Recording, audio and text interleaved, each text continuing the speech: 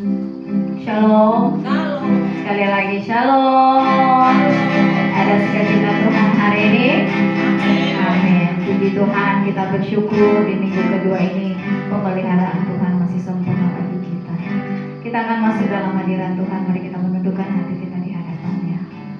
Terima kasih Bapa, terima kasih Yesus, terima kasih Allah Roh Kudus. Kami bersyukur Tuhan, besar anugerah-Mu bagi kami. Saat ini kami mau datang ke hadirat-Mu yang kudus. Layakkan setiap kami ya Bapa, ampuni setiap pelanggaran kami. Dalam hadirat-Mu memenuhi seisi ruangan ini, memenuhi kehidupan kami, memenuhi bait kudus. Ambil alih ibadah ini ya Allah Roh Kudus, di dalam nama Yesus. Haleluya. Amin. Mari kita naikkan sama-sama pujian kita di hadapan-Nya.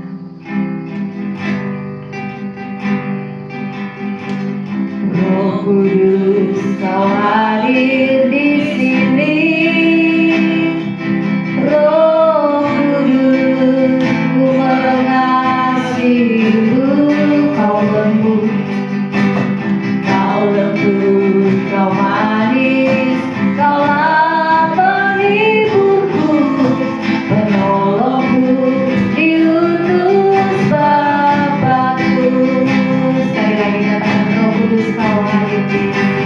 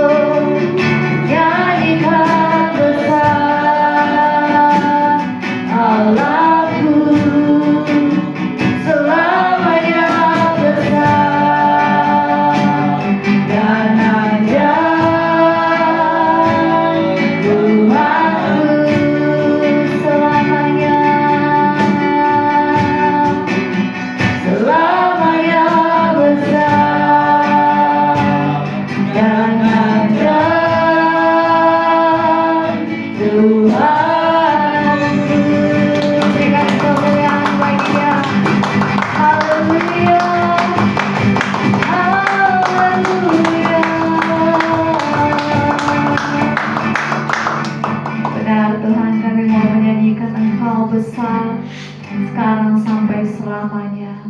Kasih setiamu, anugerahmu tetap bagi setiap kami. Terima kasih Bapa yang baik. Kami habiskan ibadah kami saat ini dari awal hingga akhirnya. Hanya Engkau saja Allah Roh Kudus yang bertata di atas setiap pujian dan penyembahan kami. Dan berkati hamba-Mu yang kami menyampaikan kebenaran firman-Mu bagi setiap kami. Berkati mulut bibir hamba-Mu, biarlah Kau sendiri Allah Roh Kudus berbicara bagi setiap kami, sehingga kami boleh pulang membawa berkas-berkas daripada Tuhan. Terima kasih Bapa, terima kasih Yesus, terima kasih Allah Roh Kudus. Kami berdoa buat saudara-saudara kami yang belum sampai di tempat ini. Biarlah pertolongan-Mu sempurna bagi mereka Tuhan. Kau mengantarkan setiap langkah-langkah kaki mereka. Engkau yang mengetuk pintu hati mereka apabila mereka dalam keadaan malas. Biarlah kami boleh bersama-sama memuji dan memuliakan nama-Mu di bait-Mu yang kudus. Terima kasih Bapa yang baik, terpujilah nama-Mu sekarang sampai selama-lamanya. Setiap kita yang bersorak-sorai memuji nama Tuhan, sama-sama katakan amin. Kita akan terus memuji nama Tuhan. Mari kita sama-sama naikkan pujian kita di hadapan Tuhan.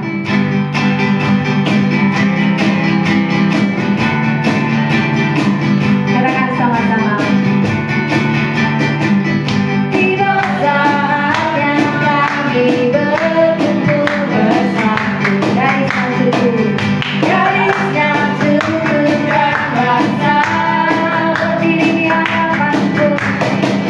Berdiri di hadapan tata anak muda.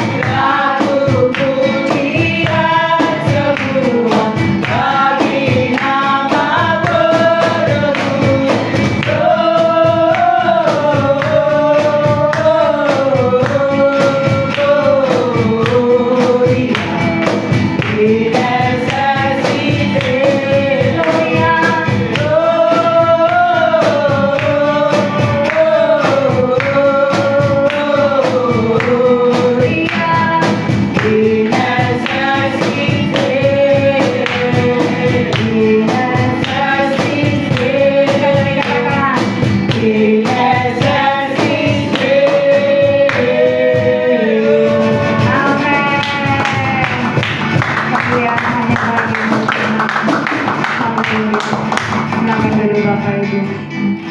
Kami bangga punya Allah seperti Engkau Tuhan. Kami bangga punya Bapa yang baik. Engkau yang terindah, Engkau yang termanis dalam kehidupan kami. Tak pernah berkesediaan kasih setiamu dalam kami Bapa. Kami bersyukur Tuhan. Haleluya. Haleluya.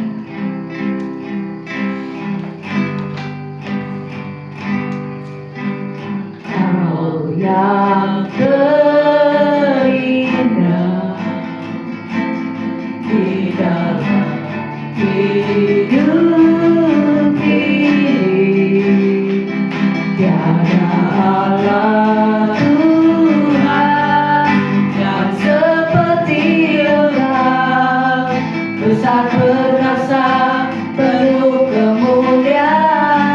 Katakan Kau yang termanis, Kau yang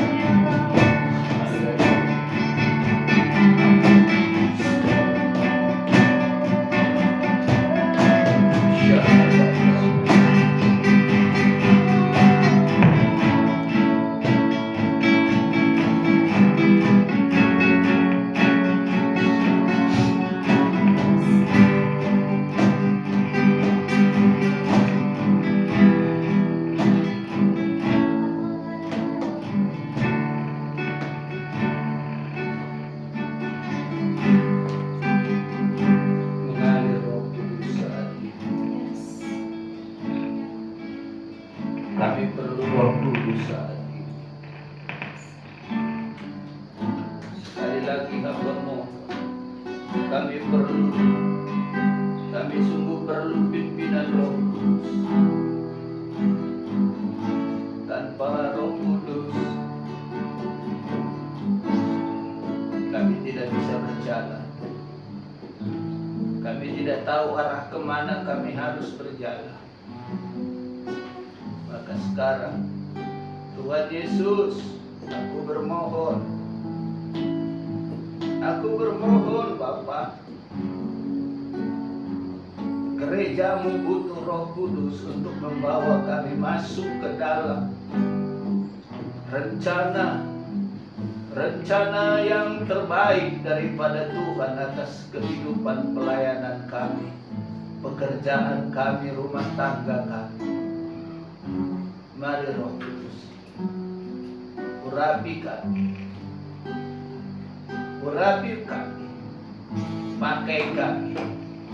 pakai kami Roh Kudus, supaya kami layak di hadapan Tuhan. Terima kasih Pak. Kami berdoa dan mengucap syukur pagi menjelang siang ini. Sebagaimana kami ada, kami rindu saat ini mendengar firman Tuhan.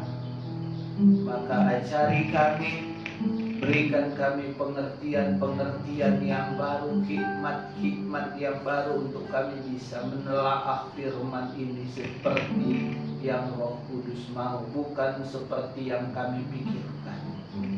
Tapi Roh Kudus yang bekerja melakukan segala perkara yang tidak bisa kami pikirkan. Roh Kudus sanggup memberikan kami hikmat. Terima kasih, kami mau duduk diam di bawah kaki Tuhan. Haleluya. Amin. Amin. Silakan duduk. Shalom.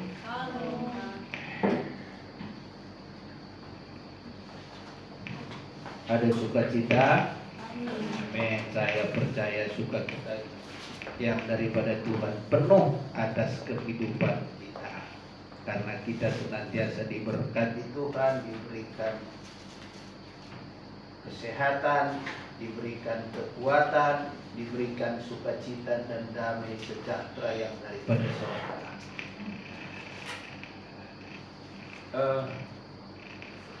Barusan waktu kita penyembahan mau firman Tuhan, Roh Kudus ingatkan begitu. Tom, kalau orang mau berangkat jauh naik mobil, apa yang harus dipersiapkan, Tom? Begitu. Jadi sepertinya perjalanan, ada satu keluarga, dia mau perjalanannya jauh. Kita anggap aja, kita bikin aja lah dari Jakarta ke Medan. Dia mau naik mobil.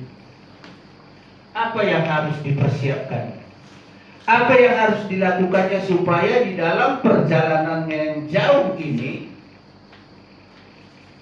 bisa sampai tujuan dengan baik?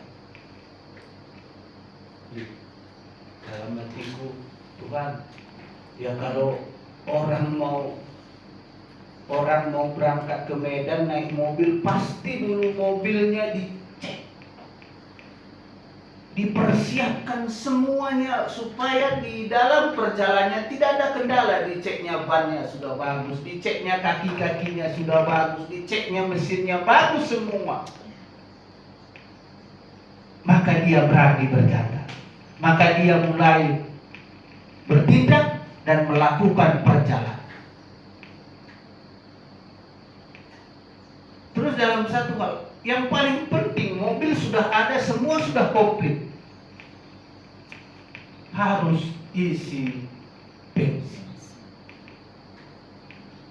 Tanpa bensin, mobil nggak bisa berjalan.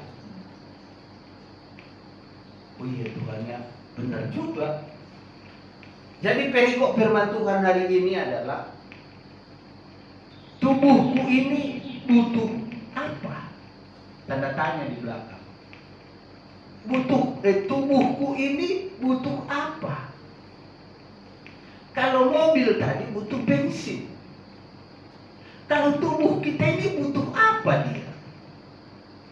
Di dalam mengarungi kehidupan, perjalanan hidup. Apa yang kita butuhkan di sana?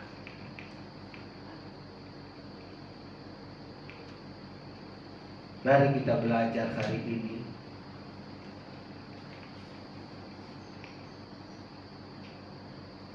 bagaimana firman Tuhan berbicara kepada kita saat ini tentang kehidupan dalam perjalanan kehidupan. Kita tahu, kalau saya percaya saudara-saudara semua pasti banyak melihat di YouTube, baik hamba-hamba Tuhan berkata dalam tahun depan bukan semakin baik, tapi semakin kita melihat akan terjadi banyak gelombang-gelombang kehidupan yang tidak mungkin bisa kita lalui. Yang paling dahsyat sekali adalah ada mega trust, katanya, bisa merubah Jawa dan Sumatera. Wow, ini adalah pemikiran manusia pada saat ini. Kapan terjadi? Tidak ada satu kabar yang baik yang kita dengar saat ini. Tidak ada satu kabar baik. Tidak ada.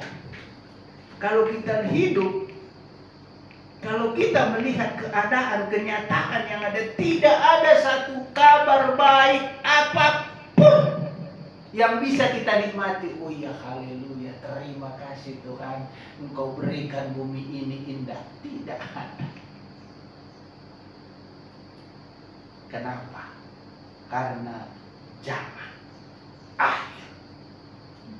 Untuk itu, sebelum zaman akhir itu ada dalam kehidupan saya dan saudara,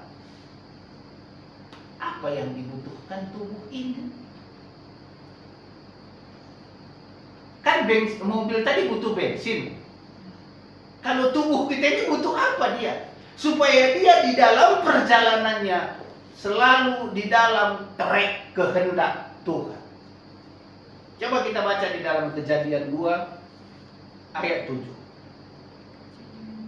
Perikopnya ya, perikop firman Tuhan hari ini adalah tubuhku ini butuh apa? Kita baca di dalam Kejadian 2 ayat 7. Ketika itu Tuhan Allah membentuk manusia itu dari debu tanah dan menghembuskan napas hidup ke dalam hidungnya.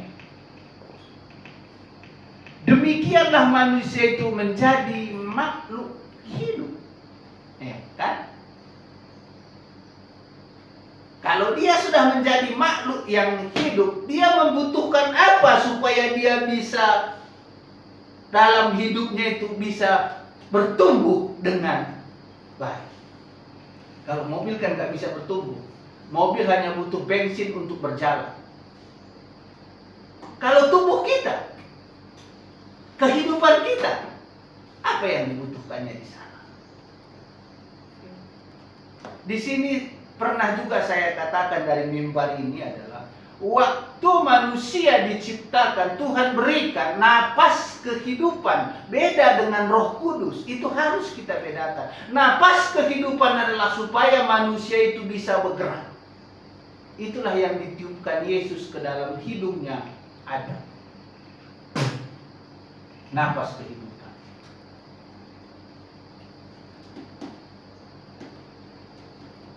Dan Adam hidup. Adam mulai bergerak. Adam melakukan kegiatannya di Taman Eden. Karena dia sudah hidup. Kalau dia sudah hidup, berarti dia membutuhkan sesuatu atas kehidupannya. Kenapa? Karena hidupnya harus membutuhkan sesuatu, baik makanan, baik minuman. Karena dia sudah hidup, dia membutuhkan itu semua. Maka daripada itu, ketika itu Tuhan Allah membentuk manusia itu dari debu tanah dan menghembuskan napas hidup ke dalam hidungnya. Demikianlah manusia itu menjadi makhluk hidup. Dia sudah disebut bukan makhluk yang mati lagi, tapi makhluk yang sudah hidup. Karena Tuhan sudah berikan napas kehidupan. Maka daripada itu,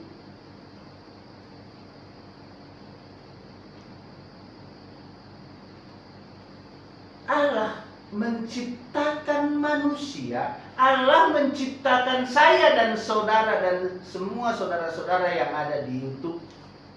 Ada tujuannya. Kalau mobil tadi tujuannya mau ke Medan, berarti ada tujuannya, rencananya sudah ada, planningnya sudah ada untuk sampai di Medan.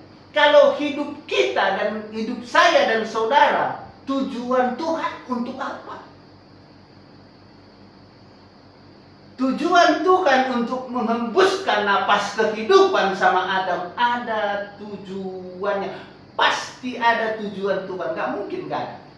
Kalau gak ada, gak mungkin Tuhan ciptakan manusia. Bahasa sehari-harinya, tujuan Tuhan terhadapku dan terhadap saudara pasti ada. Tergantung bagaimana kita merespon tujuan Tuhan itu, kehendak Tuhan itu, rencana Tuhan itu atas hidupku dan hidup saudara.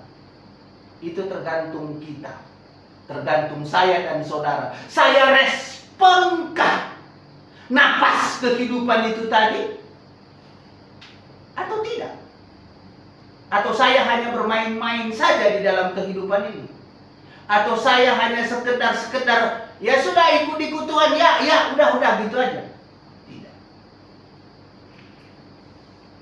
Tujuan Tuhan atas kehidupan saya dan saudara adalah tujuan yang mulia. Tuhan pilih saya dan saudara, tujuannya adalah untuk membuat, untuk menetapkan, untuk menjadikan saya dan saudara umat pilihan. Saudara berangkat dari Jakarta seperti mobil tadi, pasti ada pilihan mobil yang pasti mobil ini saya suka. Pasti mobil itu yang kita pakai. Begitu juga dengan Tuhan. Saya senang sekali dengan namanya si Tom Jones, anakku Tom Jones, kata Tuhan. Pasti ada sesuatu yang baru di sana. Maka daripada itu hari ini, kalau ada rencana Tuhan atas kehidupan kita, maka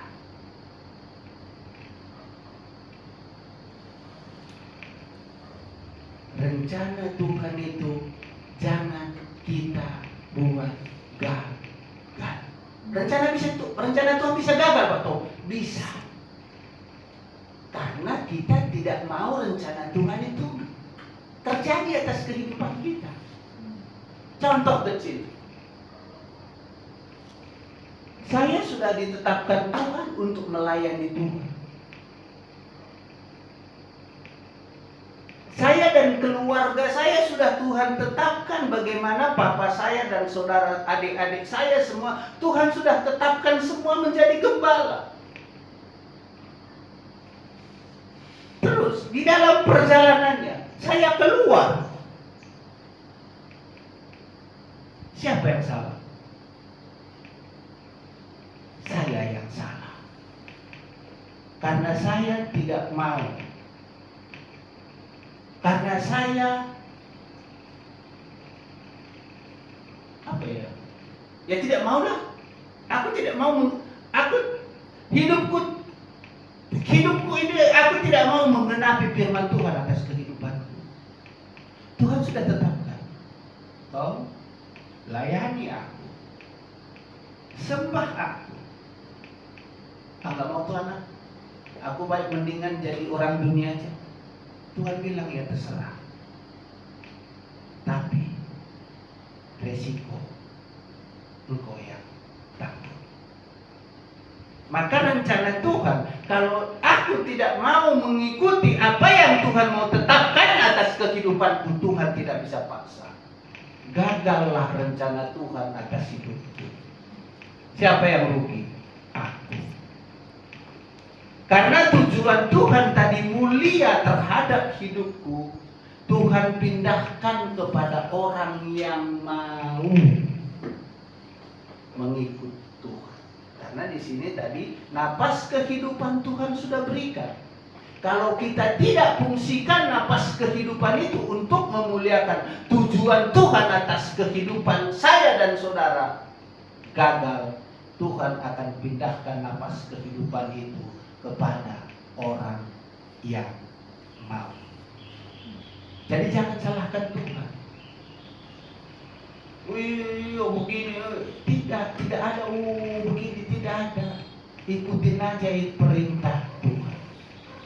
Supaya apa? Damai sejahtera ada di dalam kehidupan saya dan saudara. Kalau kita sudah mau masuk ke dalam tujuan Tuhan,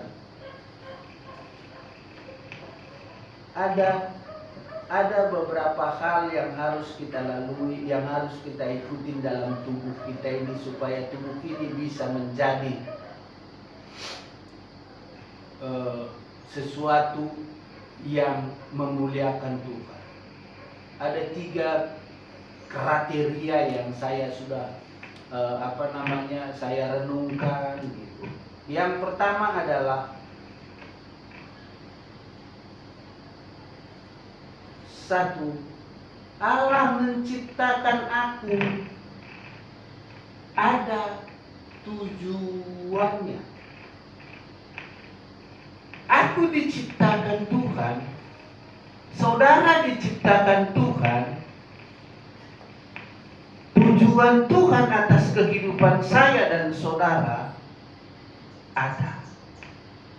Ada rencana yang besar mau Tuhan buat atas kehidupan saya dan saudara.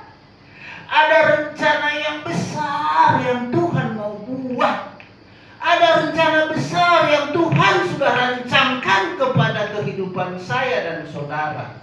Selagi kita masih hidup, rancangan itu bisa terjadi, bisa tidak. Kalau rancangan yang Tuhan sudah buat itu kita respon dengan napas kehidupan tadi, maka kita akan masuk ke dalam kehendak rencana Tuhan. Yang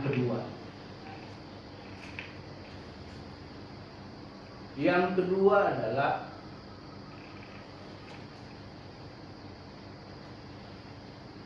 Yesus lahir ke bumi ini.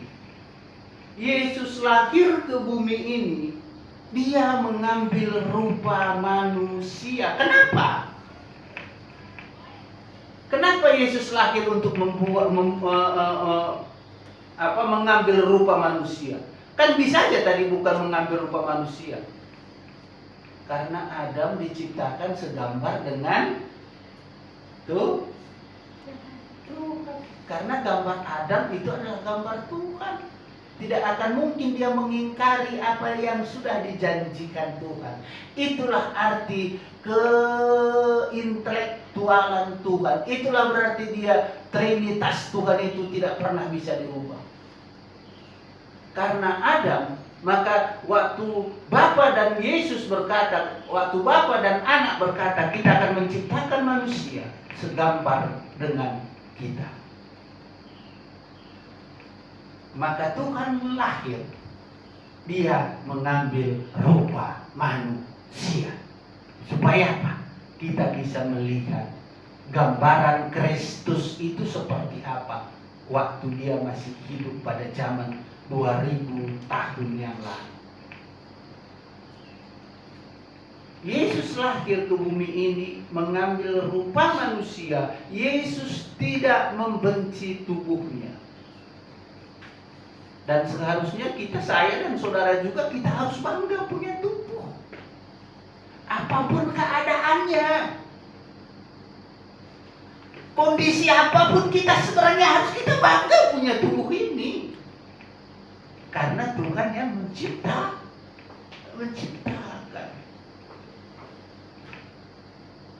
Maka daripada itu hari ini, hargai tubuh ini, bawa tubuh ini untuk melakukan apa yang Tuhan inginkan dalam kehidupan saya dan saudara. Karena ada rencana besar yang Tuhan mau lakukan. Jangan bilang umurku sudah segini Tuhan, umurku sudah tua Tuhan. Tidak. Kalau Tuhan sudah mau lakukan, baik pun umur 70 tahun atau 80 tahun, bagi Tuhan tidak ada yang mustahil. Maka persiapkanlah tubuh kita. Buatlah tubuh kita ini menjadi tubuh kemuliaan Tuhan. Buatlah di dalam tubuh ini bahwa kita ini benar-benar seperti Kristus Yesus. Gambaran Yesus Kristus. Seperti apa gambaran Yesus Kristus? Gambaran Yesus Kristus adalah ada karakter-karakter. Ada sesuatu yang membangun, ada sesuatu yang membanggakan, tidak pernah mencaci, tidak pernah mengata-ngatai, tidak pernah membuat segala sesuatunya menjadi tidak baik. Berarti itu bukan karakter Kristus. Maka hari ini coba kita baca di dalam Yohanes 1 ayat 14. Yohanes 1 ayat 14 ini adalah firman yang luar biasa. Firman itu telah menjadi manusia dan diam di antara kita, dan kita telah melihat kemuliaannya, yaitu kemuliaan yang diberikan kepadanya sebagai anak tunggal Bapa, penuh kasih dan kebenaran.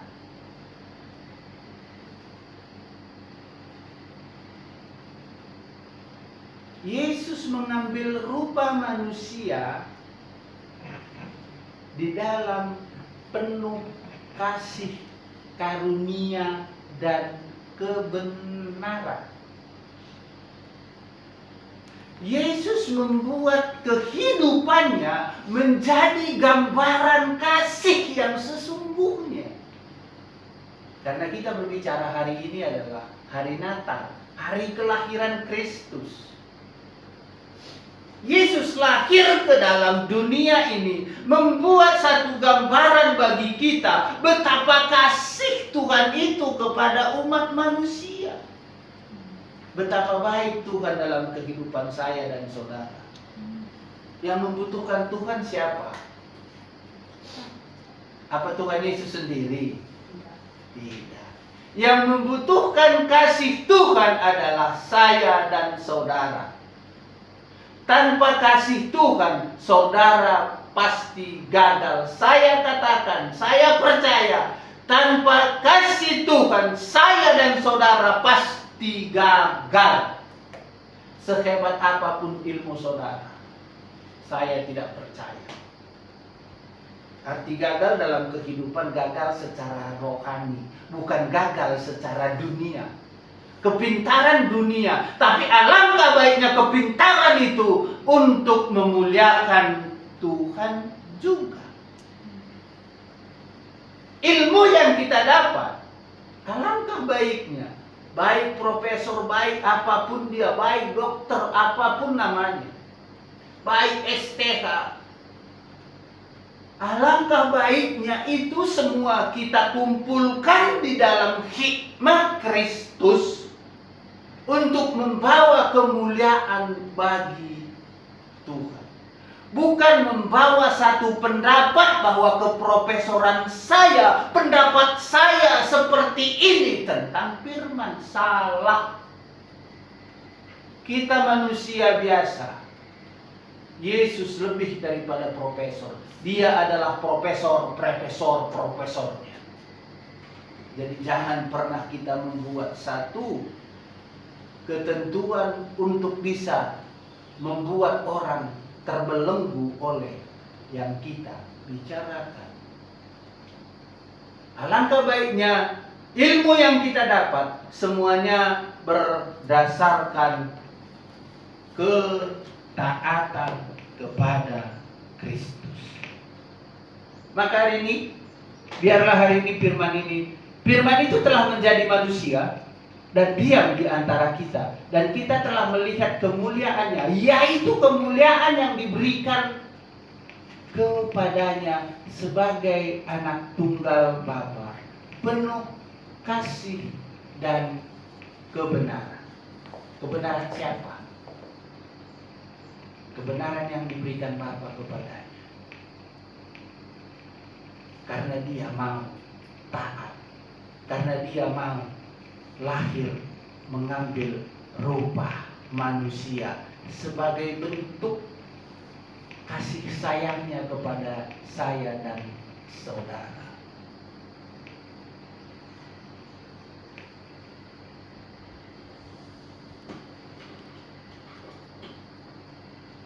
Yesus lahir membawa kasih kepada saya dan saudara.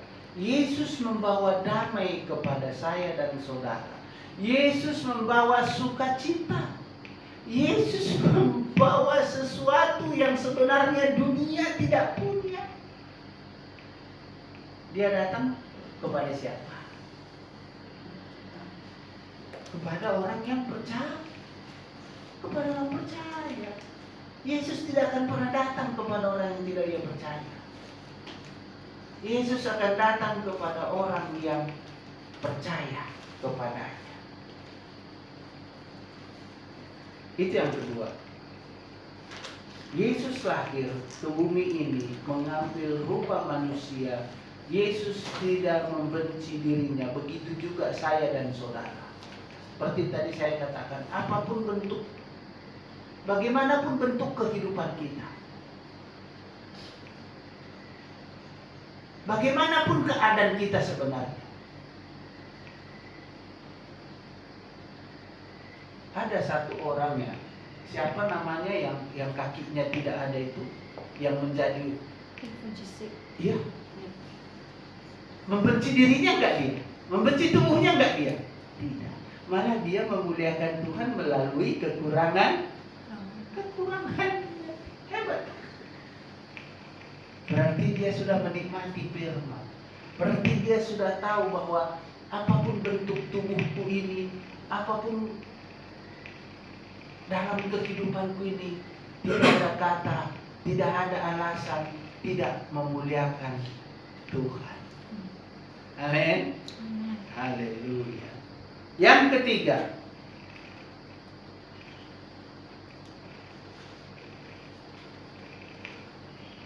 kita berbicara masih tubuh ya. Yang ketiga,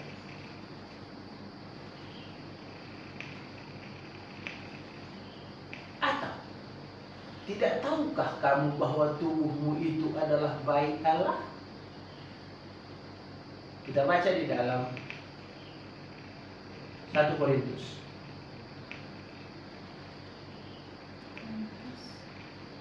19.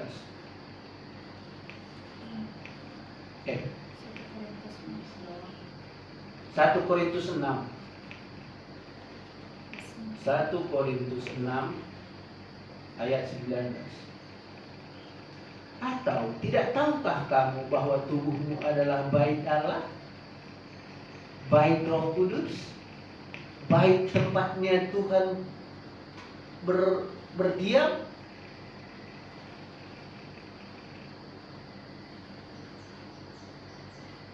Tidak tahukah kamu bahwa tubuhmu adalah bait Roh Kudus yang diam di dalam kamu? Roh Kudus yang kamu peroleh dari Allah, dan bahwa kamu bukan milik kamu sendiri. Ayat 20. Sebab kamu telah dibeli dengan harga telah lunas dibayar. Karena itu muliakanlah Allah dengan tubuhmu. Haleluya. Maka hari ini yang ayat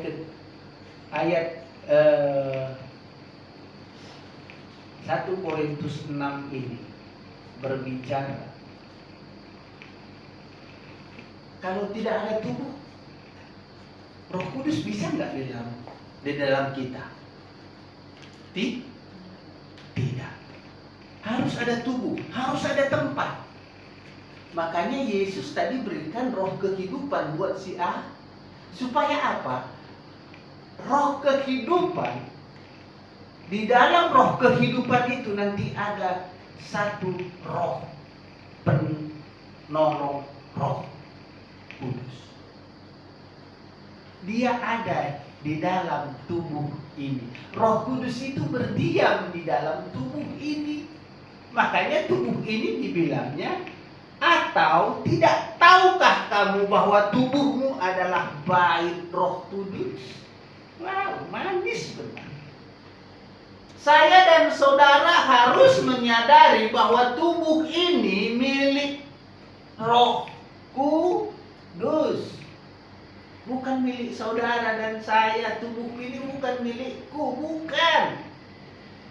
Makanya di dalam Efesus, perlengkapan jasmani, perlengkapan rohani di dalam tubuh.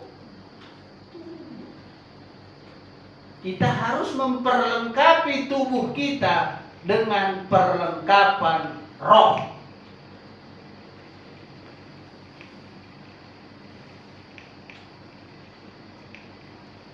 Karena Roh Kudus yang kamu peroleh dari Allah, dan bahwa kamu bukan milik kamu sendiri.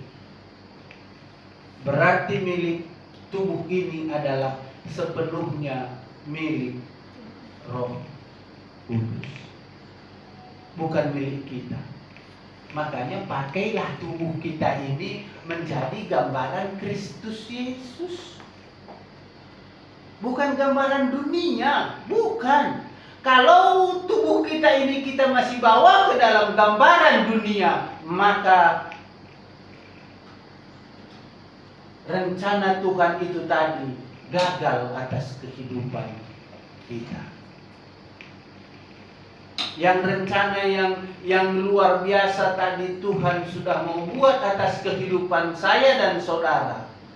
Kalau kita bawa tubuh kita menjadi gambaran dunia, menjadi keinginan dunia, kita bawa tubuh ini untuk masuk ke dalam rencana dunia, maka gagallah rencana Tuhan atas kehidupan saya dan saudara.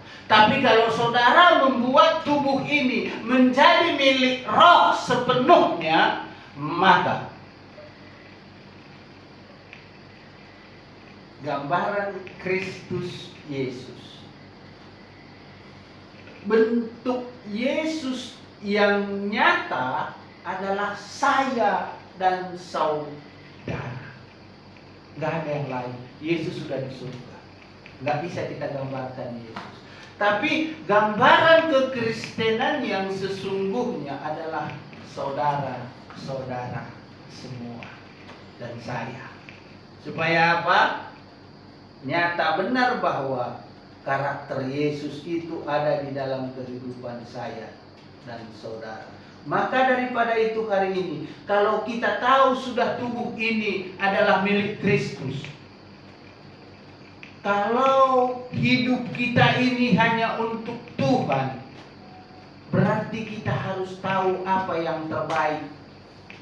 Apa yang terbaik menurut Tuhan dan menurut kita. Kalau menurut kita baik, maka baik artinya di sini di dalam rohani ya, bahasa rohani ya, bukan bahasa hari-hari. Baik di dalam bahasa rohani, artinya tubuh, jiwa, roh ini memuliakan Tuhan dengan segenap hati. Sepenuhnya tubuh, jiwa, roh ini milik Kristus Yesus. Ayat yang 20, sebab kamu telah dibeli, aku Tuhan sudah beli dengan harga yang lunas. Arti lunas di sini cash and carry. Arti cash and carry, Yesus mati, Yesus disalibkan, Yesus bangkit untuk dosa-dosa saya dan saudara. Yesus bangkit lunas. Yesus mati membayar utang. Karena dosa harus dikalahkan. Kita tidak bisa mengalahkan dosa. Kita tidak mampu. Tapi Yesus mampu. Sesudah Yesus kalahkan dosa, Yesus berikan Roh Kudus untuk kita bisa melawan dosa. Keren ya. Yesus mati untuk mengalahkan dosa. Gak usah malu. Terlampau dalam arti malu. Yesus mati untuk mengalahkan keinginan saya dan saudara. Pola pikir saya dan pola pikir saudara. Yesus mati untuk mengalahkan itu semua. Keinginan saudara, keinginan saya, egois saudara, kehendak saudara. Yang tidak seperti firman Tuhan, itu yang Tuhan mati buat itu. Yang simpel saja dulu kita berbicara. Gak usah terlampau dalam, mau. Gak usah. Egois saya, keinginan saya, kehendak saya. Makanya firman Tuhan berkata, firman itu tidak jauh. Tuhan itu nggak jauh. Enggak, memang enggak. Tuhan itu dekat. Tuhan itu ada di dalam hidup kita. Makanya jadilah menjadi seperti karakter Kristus. Itu kan kita yang bikin.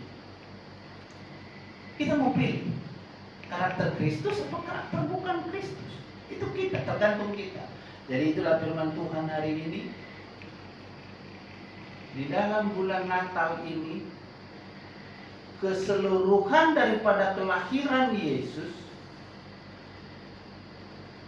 dan sesudah Yesus lahir, sesudah Yesus melayani, dia membentuk hidupnya Dia membuat rupanya menjadi rupa manusia supaya bisa kita melihat, bisa kita pada zaman itu bisa kira-kira orang meraba, kita pada zaman ini bisa meraba, oh Yesus lakukan ini, Yesus lakukan ini, Yesus lakukan itu, karena dia berbentuk manusia.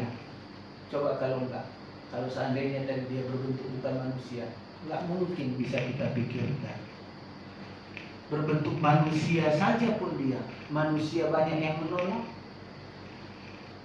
apalagi tidak.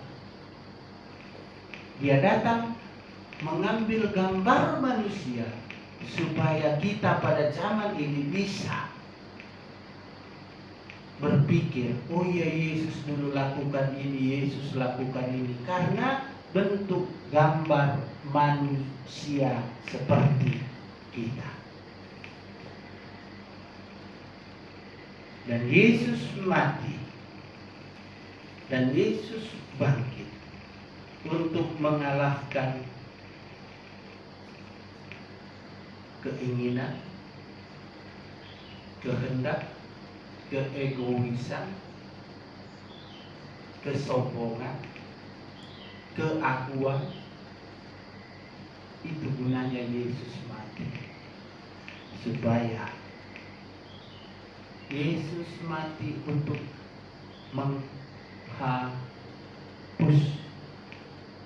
untuk mengalahkan. Jadi betul yang bisa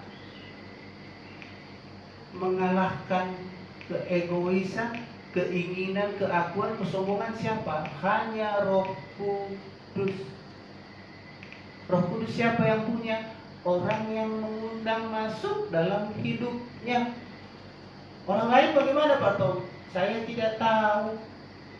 Karena yang saya tahu, orang yang mengundang Roh Kudus masuk sebagai penolong atas hidupnya. Berarti orang yang tidak mengundang Roh Kudus, ya itu urusan dia, gak usah kita pikirkan. Artinya hari ini 3 karakter ini harus kita pahami. Yang pertama adalah tentang ada rencana besar atas kehidupan saya dan saudara. Yang kedua adalah Yesus mengambil rupa manusia supaya bisa kita membayangkan bagaimana waktu Tuhan hidup, supaya bisa kita reka sekarang. Yang ketiga ialah tubuh ini bukan milik saya, bukan milik saudara, tapi sepenuhnya milik Kristus Yesus di dalam pimpinan Roh Kudus. Itu firman Tuhan hari ini. Coba kita belajar, renungkan firman Tuhan ini supaya tubuh kita ini butuh apa. Berarti kita ambil kesimpulan hari ini adalah tubuh kita butuh Roh Kudus. Tubuh kita ini adalah butuh Tuhan. Tubuh kita ini perlu pimpinan Roh Kudus. Terima kasih. Tuhan Yesus memberkati. Mari kita bersatu dalam doa. Terima kasih Bapak yang baik, pagi hari ini Engkau mengingatkan kami kembali bahwa begitu berharganya kami di hadapan Tuhan, dan tubuh kami adalah tempat kediaman. Tolong kami ya Roh Kudus, untuk hari lepas hari kami boleh belajar untuk mawas diri, selalu waspada, berjaga-jaga di dalam doa-doa kami, agar setiap hari kami boleh berkenan di hadapan-Mu. Berkati hamba-Mu yang sudah menyampaikan kebenaran firman-Mu bagi kami. Berikan kesehatan, berikan umur yang panjang, berikan hikmat marifat-Mu, dan biarlah digenapi setiap janji-janji-Mu di dalam kehidupan pelayanan di tempat ini. Kau pakai beliau lebih lagi Tuhan sebagai alat kemuliaan, membawa banyak jiwa-jiwa bagi-Mu ya Yesus. Terima kasih Bapak yang pada sebentar kami akan memberikan yang terbaik. Berkati tangan-tangan yang memberi maupun yang belum bisa memberi hari ini. Berkati dalam pelayanan kami, dalam pekerjaan kami, dalam usaha kami. Apapun yang dikerjakan oleh tangan kanan dan tangan kiri kami, Engkau Tuhan yang buat berhasil di dalam nama Yesus. Haleluya. Amin. Sambil kantong persembahan dijalankan, kita mulai dengan pujian kita.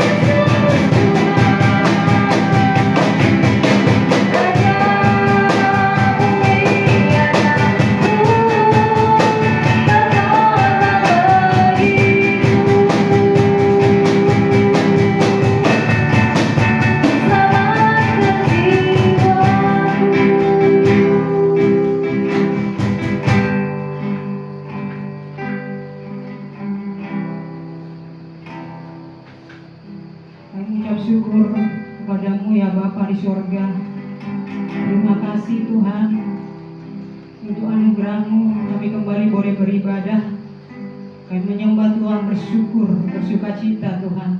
Bahkan terima kasih untuk firman Tuhan yang sangat memberkati kami. Nasihat-Mu Tuhan, supaya tubuh ini bukan milik kami sendiri, tapi tubuh ini adalah bait Roh Kudus. Untuk kami boleh persembahkan menjadi tubuh mulia Tuhan. Untuk kami boleh persembahkan memuliakan Tuhan di dalam nama Yesus. Terima kasih Roh Kudus. Biar Roh Kudus berdiam di dalam setiap orang percaya yang hadir di dalam ibadah saat ini. Kami berdoa Tuhan, biar kami bukan hanya pendengar tapi pelaku firman. Karena kami hidup untuk Tuhan. Kami hidup untuk mewartakan Engkau Yesus yang luar biasa hebat. Terima kasih Tuhan. Terima kasih Roh Kudus. Kami bersyukur kami ada di bangsa Indonesia. Kami lepaskan berkat Shalom untuk Indonesia. Biar anugerah keselamatan terjadi Tuhan. Di Indonesia ini dari pemimpin pusat daerah sampai seluruh penduduk Indonesia, kami berdoa di dalam nama Yesus menjadi pemimpin-pemimpin, menjadi rakyat Indonesia yang takut gentar terhadap Tuhan dalam nama Yesus. Kami bersyukur Tuhan. Perlindungan-Mu sempurna untuk pemimpin Indonesia ini Tuhan. Kami bawa mereka lewat doa ini dalam nama Yesus. Kami bersyukur kami ada di kota Depok Tuhan. Biarlah Tuhan kemuliaan-Mu semakin Tuhan nyatakan di kota Depok. Dari pemimpin di kota Depok sampai seluruh penduduk Depok. Biar Tuhan, mereka yang belum mengenal Engkau Yesus Tuhan Juru Selamat, kami berdoa dari tempat ini. Biarlah Tuhan tercurahlah bagi mereka roh pengenalan Tuhan Yesus. Biar pemimpin Depok ini Tuhan yang belum percaya kepada Tuhan Yesus, lewat doa kami ini, mereka mengalami Engkau Tuhan, mereka mengalami Engkau sendiri Yesus, Tuhan Juru Selamat mereka dalam nama Yesus. Tuhan kami berdoa, biarlah Tuhan berikan mereka hikmat pemimpin di Depok untuk memimpin rakyat Depok ini supaya semakin sejahtera di dalam nama Yesus. Terima kasih Bapa, kami bersyukur untuk hamba-Mu yang menyampaikan firman-Mu Tuhan. Berkati Tuhan secara rohani jasmani, pakai terus Tuhan, terus penyambung lidah Tuhan, supaya kebenaran-Mu semakin dibuka dan dinyatakan buat umat-Mu. Maka umat-Mu Tuhan Yesus semakin mengenal Engkau lewat kebenaran firman yang disampaikan oleh hamba-Mu, semakin memiliki iman yang benar di hadapan Tuhan dalam nama Yesus. Tuhan memberkati pelayanannya di tempat ini. Biarlah Roh Kudus terus memenuhi di dalam nama Yesus. Karena dengan Roh Kudus-Mu Tuhan, dia boleh terus Tuhan Kau pakai Bapa, turut dengan kehendak Tuhan. Banyak anak Tuhan, banyak jemaat, banyak orang-orang dimenangkan bagi Kristus dalam nama Yesus. Tuhan berkati rumah tangganya, anak cucu, istrinya diberkati Tuhan. Apapun yang mereka kerjakan Tuhan sepanjang seminggu ini, biarlah mereka boleh terus mengalami berkat Tuhan, mujizat Tuhan dalam nama Yesus. Terima kasih Bapa, kami juga berdoa bangsa Israel umat pilihan-Mu, biarlah Tuhan kuasa Roh Kudus bekerja saat ini. Maka kehendak Tuhan terjadilah atas bangsa Israel umat pilihan-Mu. Biar mereka tidak ragu lagi Tuhan, tapi Engkau Tuhan Yesus yang mereka percayai, mereka akui dengan mulut bibir, mereka menerima di dalam hati bahwa Engkaulah Yesus Juru Selamat Mesias yang mereka nanti-nantikan dalam nama Yesus. Terima kasih Tuhan. Biar kami juga Tuhan yang hadir di dalam ibadah ini, kami yang dari tempat ini maupun Tuhan saudara kami YouTube, Tuhanlah memberkati kami di akhir dari 2025 ini Tuhan Yesus. Biar kasih kami semakin bertambah-tambah kepada Tuhan. Biar kami Tuhan bersyuka-cita, bersyukur senantiasa bahkan menyambut tahun 2026 Tuhan. Kami percaya perlindungan-Mu sempurna bagi kami, karena Engkau yang berkata Tuhan Immanuel.